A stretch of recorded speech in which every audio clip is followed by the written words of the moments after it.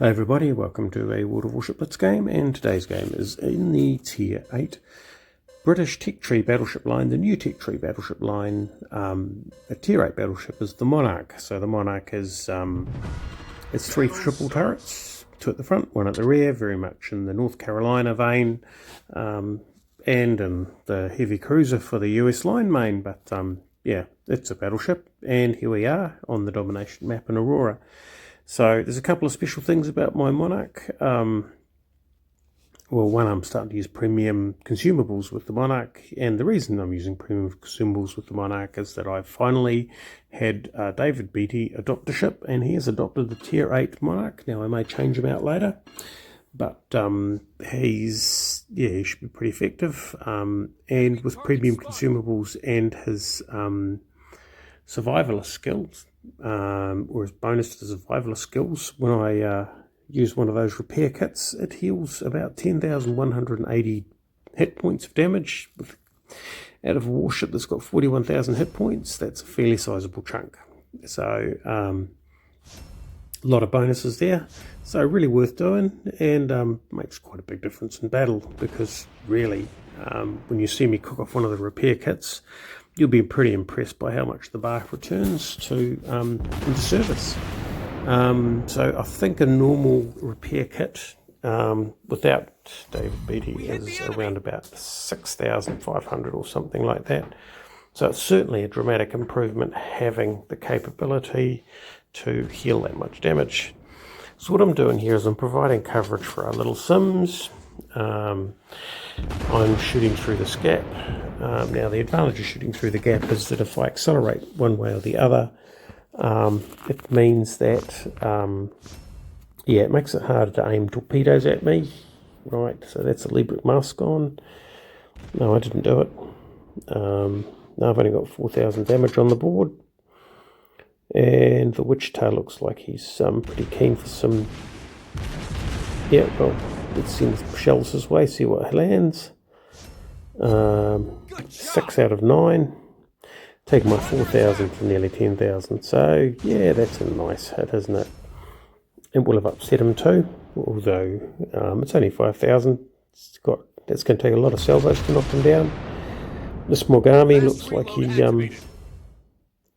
could do with a bit of attention as well. Got 9 hits, 3 fires, which he's gone and put out. It's no fun. Out it goes. More shells. 1 hit. That's no fun. And the rapid reload goes on cooldown. So what I'm finding is if I get 2 shots out really quickly, if I cook off the rapid reload at about 4.5 seconds to go, and then fire immediately, and then it has enough to totally load the shells off the remaining time of the rapid reload. Takes a little bit of monkeying about. What it means is a couple of shots that go real quick. So he's gone and disappeared. I really should try and get rid of him, but this Mogami, well, he set me on fire. So that island has shielded me from any torpedoes. I'm going to go the other direction. What have we got? We've got the Wichita there. He's taken a pounding. Let's see if we can deal with this Mogami, because the problem I've got with the Mogami is that he does have torpedoes. The Wichita you can just get into a gun duel with, and then you can see me cook off the heal for another 10,180 points worth of healing. Takes me straight back up into the green. I'm not going to stay there for long, not under this sort of fire. So what I've done is I've sort of defended this gap, although I may have paid the price for it. No, I haven't. So I'm going to get tagged by a couple of torpedoes, which to be fair is, well, I've tagged him a lot more than a couple of torpedoes. He's going in reverse. I'm going in reverse. My guns definitely won't be able to fire around that island, so I need to clear a shot for the Wichita.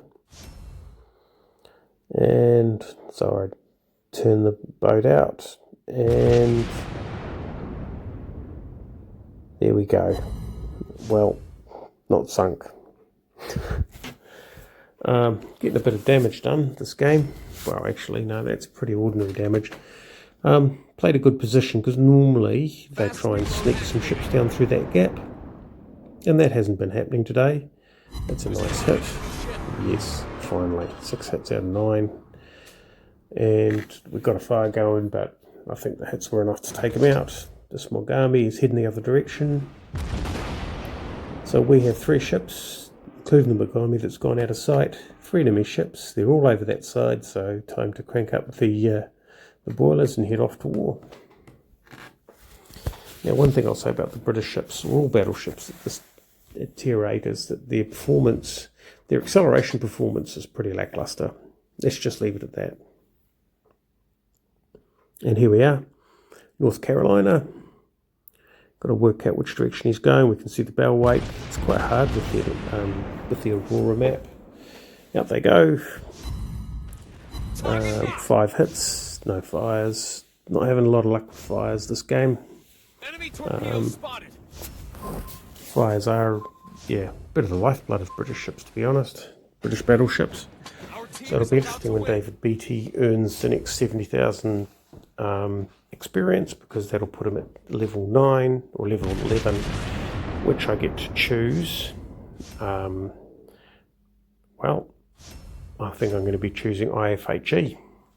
So what that means is greater penetration on the HE. I know that that's not going to be much help for the tech tree line of cruisers, but he's not in a tech tree ship. So there goes our good old destroyer, knocking him out.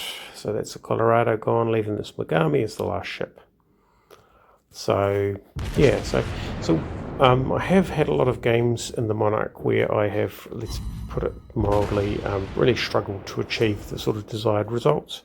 And what I'm finding is that actually what works is a bit of patience. So don't rush out to the front, find a friendly to cover, don't stay too far at the rear, sort of crawl along at half speed. And it's pretty much the same thing that actually helped me with the likes of the, well, that's a bit of a shame, missed him.